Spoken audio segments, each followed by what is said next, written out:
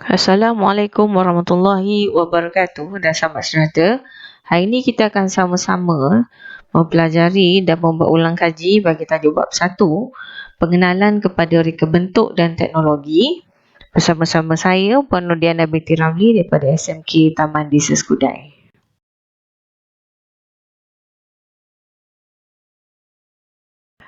Hasil analisis daripada ujian pertama yang kita jalankan pada bulan Januari baru-baru ini mendapati bahawa ada beberapa kelemahan yang perlu diperbaiki oleh para pelajar.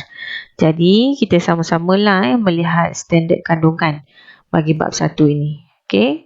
Standard yang pertama adalah 1.1 dunia reka bentuk, yang kedua 1.2 kepentingan reka bentuk dan teknologi, dan 1.3 invensi dan inovasi dalam bentuk.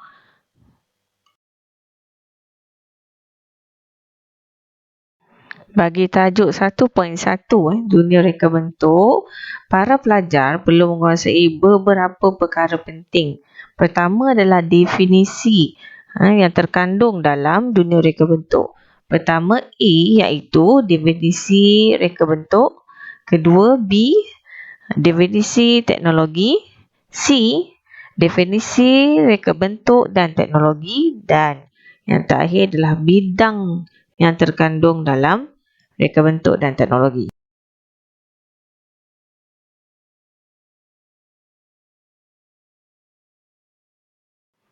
Definisi reka bentuk bermaksud pengetahuan tentang penyusunan bahan secara terancang untuk menghasilkan sesuatu produk yang memberi impak kepada kehidupan. Jadi bagi definisi reka bentuk, kata kunci yang pelajar perlu ingat ialah pertama, penyusunan bahan secara terancang, dan yang kedua adalah menghasilkan sesuatu produk, dan yang ketiga impak kepada kehidupan. Itu adalah definisi reka bentuk sahaja.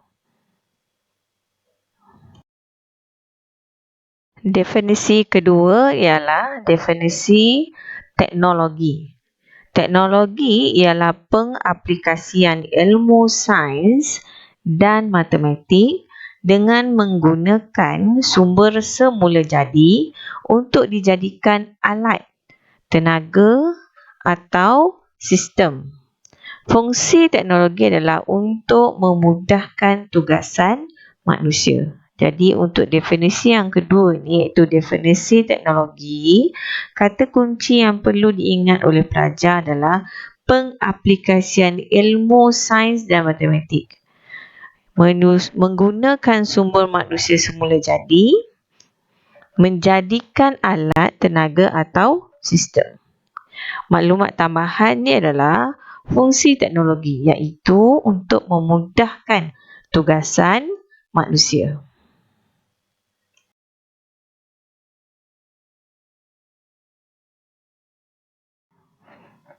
Definisi yang ketiga adalah definisi reka bentuk dan teknologi. Definisi ini menggabungkan kedua-dua definisi yang kamu pelajari awal tadi, iaitu definisi reka bentuk dan definisi teknologi. Maka secara rumusannya, rumusan bagi definisi reka bentuk dan teknologi ialah gabungan pengetahuan tentang penyusunan bahan secara terancang dengan mengaplikasikan pengetahuan sains dan matematik.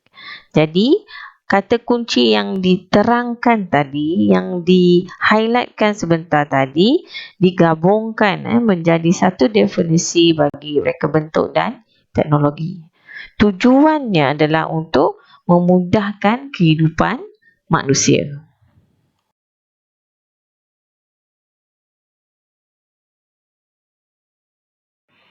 Bidang reka bentuk dan teknologi terbahagi kepada dua, iaitu pertama, konkret, yang kedua adalah abstrak. Bagi konkret, dipecahkan kepada dua. Pertama adalah teknologi dan seni. Manakala bagi abstrak, perkhidmatan dan komunikasi. Berdasarkan jadual yang diberi, para pelajar dapat melihatlah contoh-contoh tersebut. Bagi teknologi, pecahannya adalah peralatan, produknya, mesin, pertanian, pemakanan, pakaian dan persenjataan. Manakala contoh bagi seni adalah seramik, masakan, lukisan, alatan muzik, arca, halus, sulaman dan anyaman.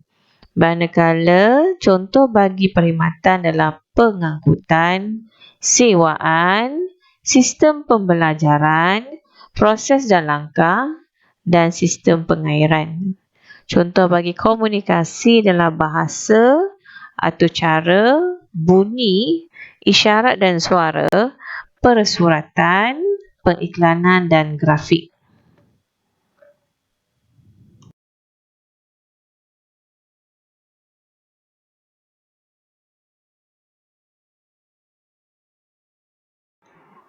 Terdapat beberapa elemen yang perlu diketahui dan dikuasai oleh pelajar, iaitu pecahan 1.1.2 iaitu elemen reka bentuk. Pertama adalah garisan, kedua rupa, ketiga bentuk, keempat tekstur, kelima ruang, keenam warna dan yang terakhir adalah saiz. Jadi keseluruhannya terdapat 7 elemen reka bentuk yang perlu dikuasai oleh pelajar. Mari kita sama-sama melihat apakah definisi bagi garisan, iaitu elemen yang pertama. Garisan bermaksud cantuman atau sambungan siri titik yang mempunyai ukuran panjang dan jarak. Terdapat 9 fungsi garisan dalam sesuatu penghasilan produk, iaitu pertama, membahagikan dua ruang kawasan, kedua, menunjukkan pergerakan, arah atau aliran, ketiga, menunjukkan perhubungan antara elemen, keempat, mewakili ketegangan antara dua titik, kelima, menunjukkan kestabilan dan kerehatan, keenam, menunjukkan keseimbangan, ketujuh, menunjukkan daya gerakan yang dinamik, ke-8 mewakili gerakan dan tenaga yang berpadu, dan fungsi yang ke-9 ialah menunjukkan objek itu dekat atau jauh.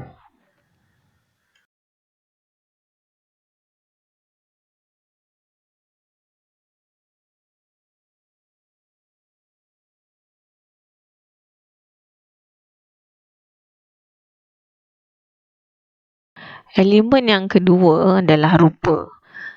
Rupa bermaksud hasil pertemuan antara hujung garisan dengan permulaannya. Rupa mempunyai permukaan yang rata dan bergarisan di luar, ataupun rupa mempunyai outline sebagai sempadan yang mengelilinginya. Dan rupa ini bersifat 2D, iaitu tidak berjisim. Rupa terbahagi kepada dua. Pertama, rupa abstrak dan kedua adalah rupa geometri.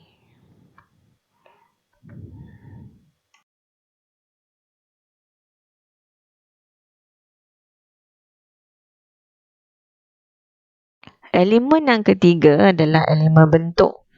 Bentuk bermaksud objek yang mempunyai ruang, isi padu dan mempunyai lebih dari satu permukaan. Bentuk terbahagi kepada dua jenis. Pertama, konkret dan yang kedua adalah abstrak ataupun ilusi. Bentuk konkret adalah bentuk yang boleh disentuh, boleh dipegang. Dan abstrak pula ataupun ilusi adalah berbentuk 3D ataupun 3 dimensi. Berbentuk dalam bentuk gambaran. Elemen yang keempat adalah tekstur. Tekstur ataupun jalinan merupakan satu teknik yang memberikan impak atau kesan terhadap orang yang melihat sesuatu permukaan pada lukisan atau objek. Impak juga boleh dirasai melalui sentuhan pada objek sedia ada. Contoh-contoh tekstil adalah seperti rasa kasar, rasa licin, rasa halus, kesat, lembut, keras dan berkilat.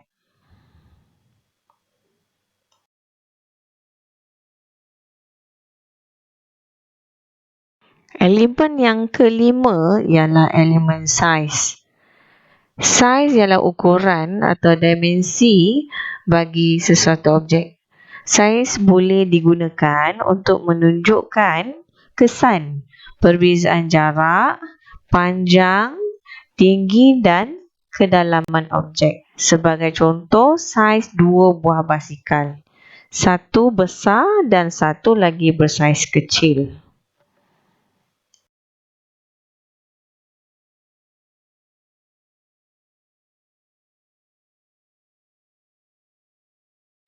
Elemen kelima yang perlu dikuasai oleh para pelajar adalah elemen warna. Warna bermaksud kesan melalui pembalikan cahaya ke atas sesuatu objek. Kesan pembalikan ini memberi impak kepada mata, emosi dan psikologi. Terdapat 3 jenis warna ataupun 3 kategori warna. Pertama, warna primer ataupun warna asas atau warna utama. Kategori yang kedua adalah warna sekunder dan yang ketiga adalah warna tertier. Bagi warna primer terdapat 3 jenis warna utama iaitu merah, kuning, biru. Bagi kategori kedua iaitu warna sekunder adalah warna jingga, ungu dan hijau. Manakala warna tertier adalah hasil daripada gabungan warna. Pertama adalah warna merah jingga, merah ungu, kuning jingga, kuning hijau, hijau biru dan juga biru ungu.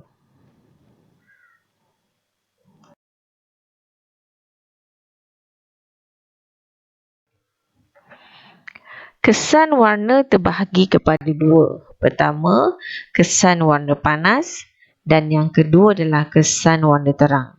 Warna panas dikategorikan kepada terang dan jelas.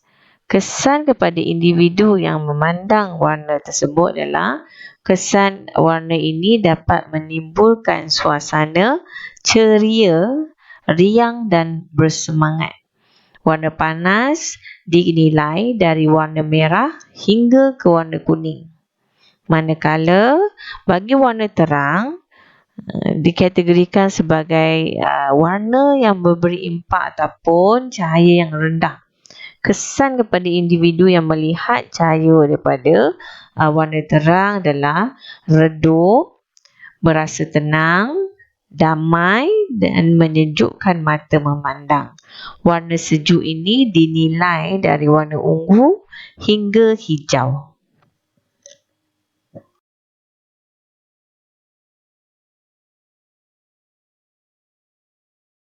Elemen ketujuh yang perlu pelajar ketahui dan fahami adalah konsep elemen ruang. Ruang bermaksud kawasan kosong yang dikelilingi oleh elemen garisan bagi menampakkan objek dengan lebih jelas.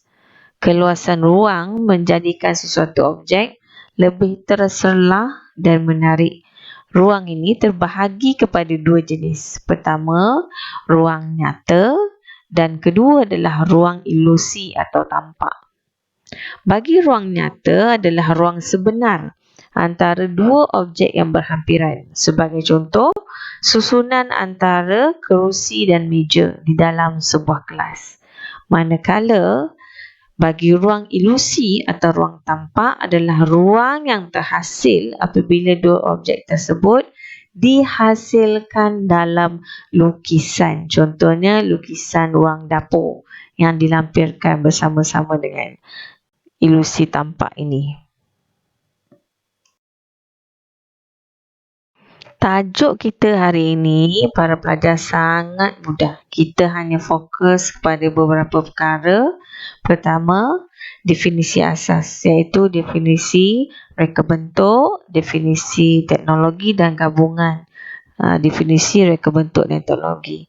Kemudian definisi bagi 7 elemen yang wajib dikuasai oleh pelajar sehingga tingkatan 3, iaitu 7 elemen tadi yang diterangkan. Jadi saya rasa insya-Allah mudah untuk pelajar ulang kaji semula tajuk ni, kemudian menjawab soalan yang telah saya lampirkan dahulu.